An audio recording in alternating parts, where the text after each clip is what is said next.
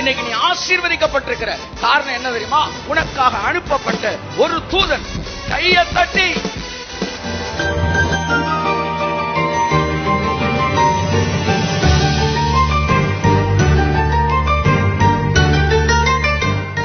if you are missing your angel, என்ன சொல்ல வரேன்னா, அனுப்பிச்சு விட்ட ஆளெல்லாம் கொன்னுட்டு அப்புறம் போய் கடவுள்கிட்ட அழுகுறாங்க.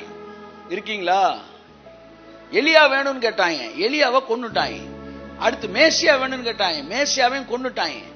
எல்லாத்தையும் கொன்னுட்டு அப்புறம் கடவுள் எனக்கு ஒண்ணுமே செய்யலன்னு. அப்படித்தான் உங்க வாழ்க்கையில தேவன் தூதர்களை அனுப்புறார். பைபிள் சொல்லுது, அந்த தோட்டக்காரன் முதலாவது ஒரு ஊழியக்காரனை அனுப்பினான். அவனுக்கு சட்ட சரியில்லைன்னு சொல்லி அவனை கொன்னீங்க. ரெண்டாவது ஊழியக்காரனை அனுப்பினான், அவன் செருப்பு போட்டான், அவனையும் கொன்னீங்க. கடைசியில் சொந்த பிள்ளையே அனுப்புனாரு. நீ ஒவ்வொருத்தனையா குறை சொல்லி வானத்திலிருந்து இறங்கி வந்த ஒடுக்க சீலி, நீ அம்புட்டு பேரையும் காலி விடிட்டே இருக்கிய. உன் பார்வையில யாருதான் வந்து அக்செப்டபிள்? கடவுள் சொல்றாரு, கடைசியில் தன் பிள்ளையை அனுப்புனாரா, அவரையும் கொண்டு விட்டாங்களாம். அப்ப பிரச்சனை யார்கிட்டதான் இருக்கு? இவங்கிட்ட தான் இருந்திருக்கு. So people, they are missing their opportunities and their angels, and they are keep on wailing and weeping. எல்லாத்தையும் விட்டுறது, அப்புறம் அழுகிறது. இன்றைக்கு நான் உங்களுக்கு சொல்றேன், உங்க வாழ்க்கையில இயேசு கிறிஸ்து பிறந்திருப்பார் என்றால் எழுதி வைத்துக் கொள்ளுங்கள், தூதர்கள் உங்கள் வாழ்க்கையில் இடைப்பட்டு கொண்டுதான் இருக்கிறார்கள். இன்றைக்கு வரைக்கும் அவர்கள் இடைப்பட்டு கொண்டுதான் இருக்கிறார்கள். இயேசு சொன்னார், இது முதற்கொண்டு தேவ தூதர்களுடைய வருகை நீங்கள் காண்பீர்கள்.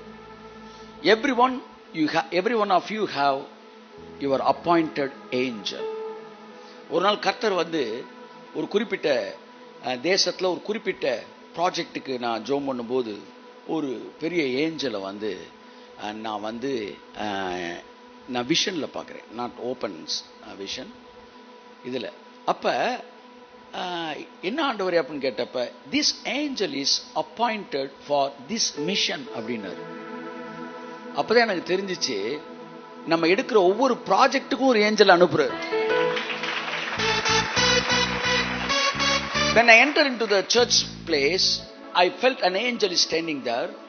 அங்க கடவுள் என்கிட்ட சொல்றாரு, this angel is appointed for this project and this mission and this place.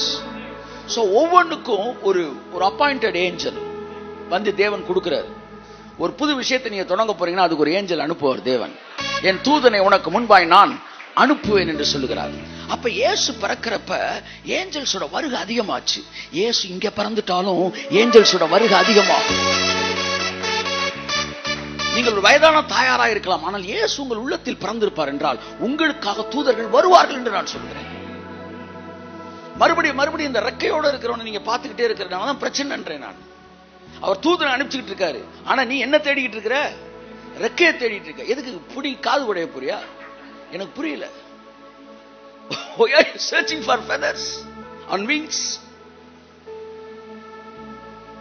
உனக்கு என்ன தேவை?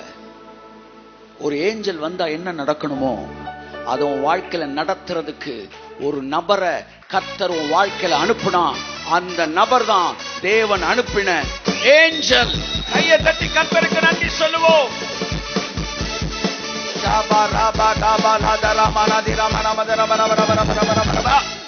இன்னைக்கு நீங்க ரட்சிக்கப்பட்டிருக்கீங்க, காரணம் என்ன தெரியுமா? ஒரு ஏஞ்சல். இன்னைக்கு நீங்க அபிஷேகம் பண்ணப்பட்டிருக்கீங்க, காரணம் என்ன தெரியுமா? உனக்காக அனுப்பப்பட்ட ஒரு தூதன். இன்னைக்கு நீ ஊழியத்துக்குள்ள வந்திருக்கிற காரணம் என்ன தெரியுமா? உனக்காக அனுப்பப்பட்ட ஒரு தூதன். இன்னைக்கு நீ ஆசீர்வதிக்கப்பட்டிருக்கிற காரணம் என்ன தெரியுமா? உனக்காக அனுப்பப்பட்ட ஒரு தூதன். கையை தட்டி